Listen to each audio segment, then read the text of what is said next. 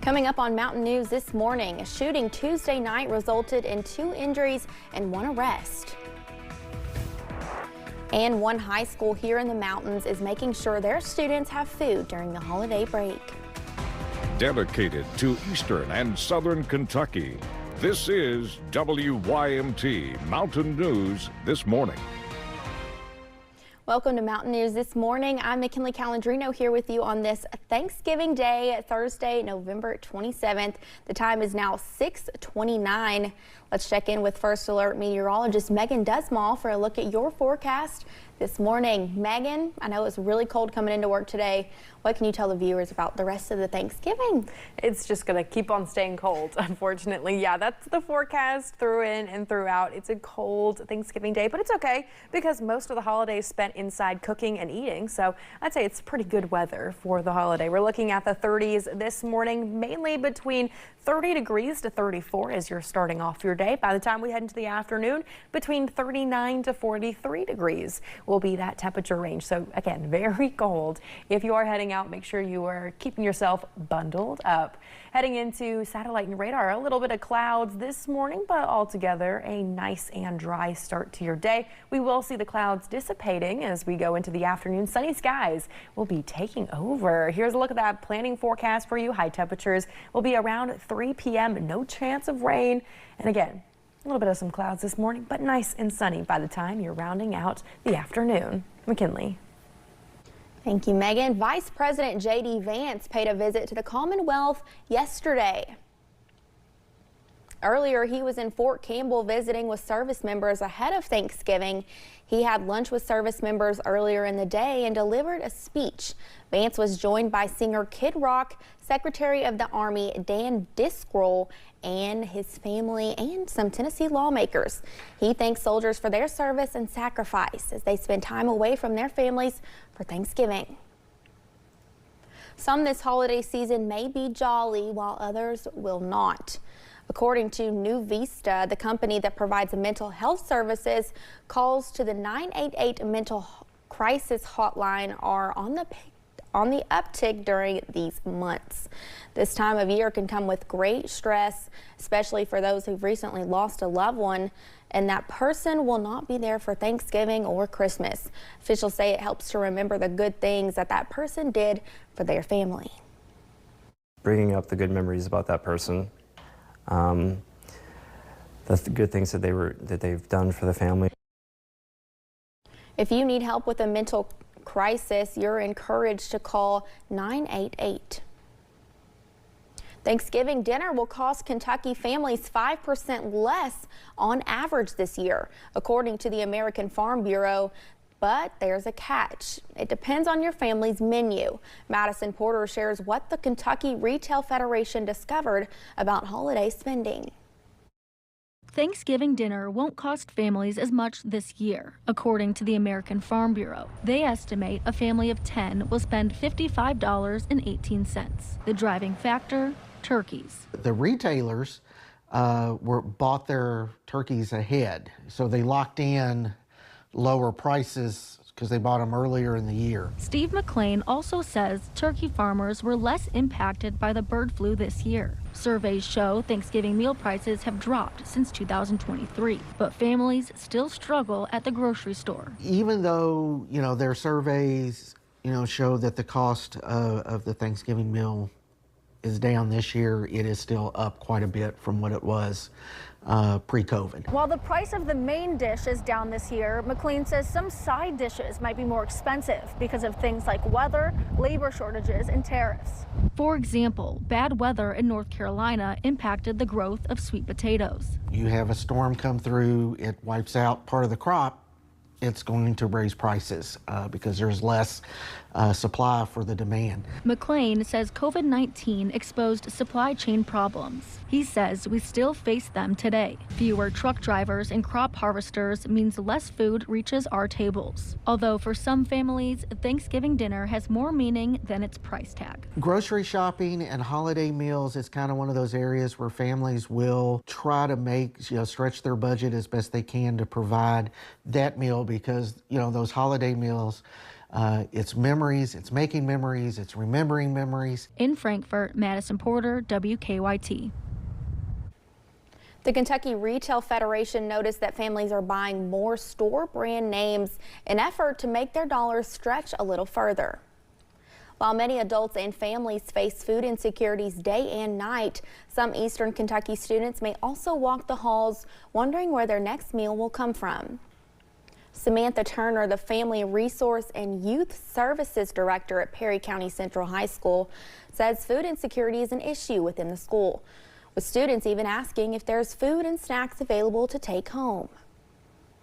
A big thing in education is the students have to be taken care of outside of the classroom, and to be able to have a resource center that the door is always open, that they can come by and they know if I'm in here or if I'm not, they know where to go to. If they need a snack, they know where it's at.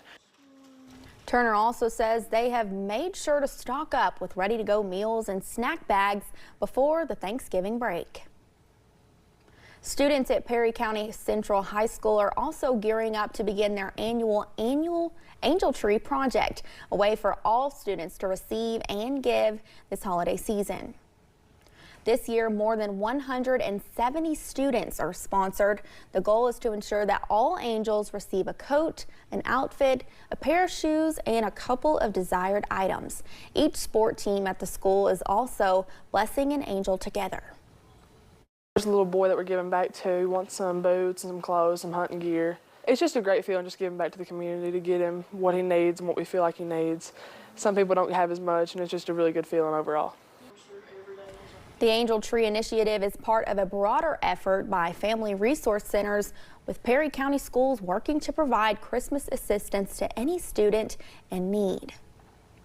Crews responded to a crash involving an ambulance yesterday afternoon on the Powell County section of the Mountain Parkway. Police say they believe the ambulance hit a guardrail. Witnesses say the vehicle was from Perry County, and Perry County 911 confirmed one of their county ambulances was involved in a crash around that area. No word on what led up to the crash or if anyone was hurt. Officials in Perry County are asking for help finding a missing man. Here is a picture of 78-year-old Dan McVeigh. Officials say he went missing from the Browns Fork area, and they say he is about 6 feet and 4 inches tall and weighs about 200 pounds. He has white hair and has some balding on the top of his head. If you have any information, contact the 911 Perry County Center at 606-436-5464. It's been 15 years since an unsolved double murder in Perry County.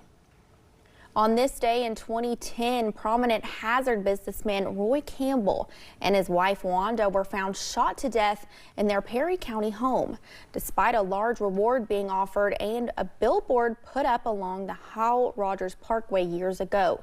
The case remains unsolved. If you have any information, you should contact State Police in Hazard. A shooting in Pike County Tuesday resulted in 2 injuries and 1 arrest. WYMT's Buddy Forbes has the details. A Tuesday night shooting brought the Pikeville Police Department, Pike County Sheriff's Office, and Kentucky State Police to the Island Creek community. Troopers responded to a residence there on Rays Branch in the Pikeville community of Pike County, at which point they discovered that 2 juvenile males had suffered gunshot wounds. Investigators say a group of kids was gathered together at a home in the area when the night took a turn. During this verbal altercation, a firearm was brought out and discharged, striking the 2 juveniles. Post 9 Public Affairs Officer Trooper Michael Coleman says the victims were taken to the hospital for medical treatment and the shooter was identified and arrested.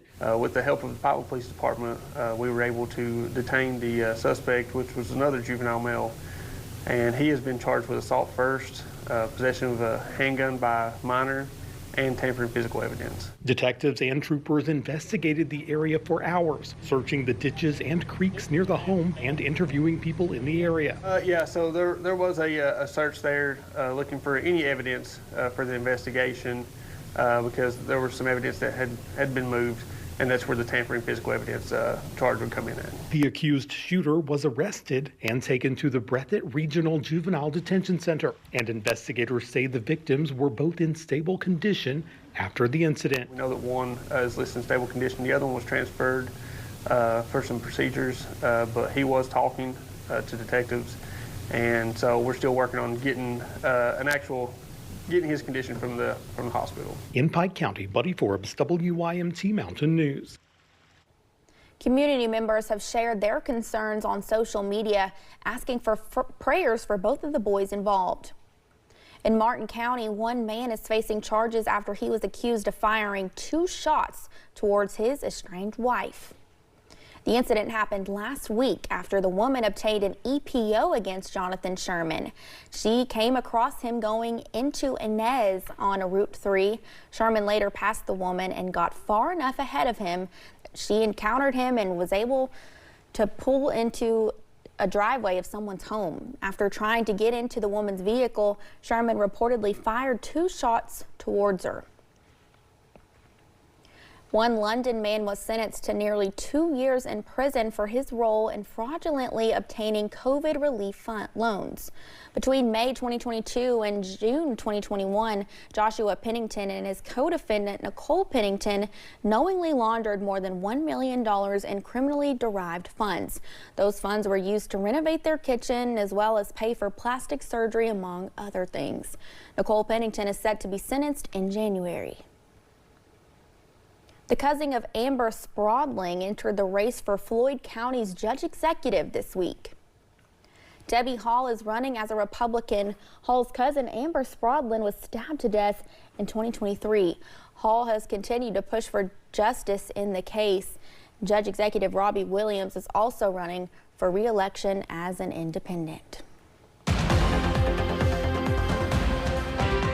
And we're looking at a little bit of clouds as we're beginning your Thanksgiving holiday, but by the afternoon, nice and sunny skies will persist. Now, most folks will be staying indoors, cooking and eating, so you won't have to worry about this too much, but those temperatures are very cold this morning. So if you are heading out, maybe some last-minute shopping for some food, make sure you're bundled up because we're looking at temperatures this morning in the low 30s with highs for the day only in the low 40s. Again, it is going to be a very cold day out and about. But as you head through the next couple hours, we will be seeing the highest temperatures of the day around that 2 o'clock, 3 o'clock time frame with plenty of sunshine as we're heading into the afternoon.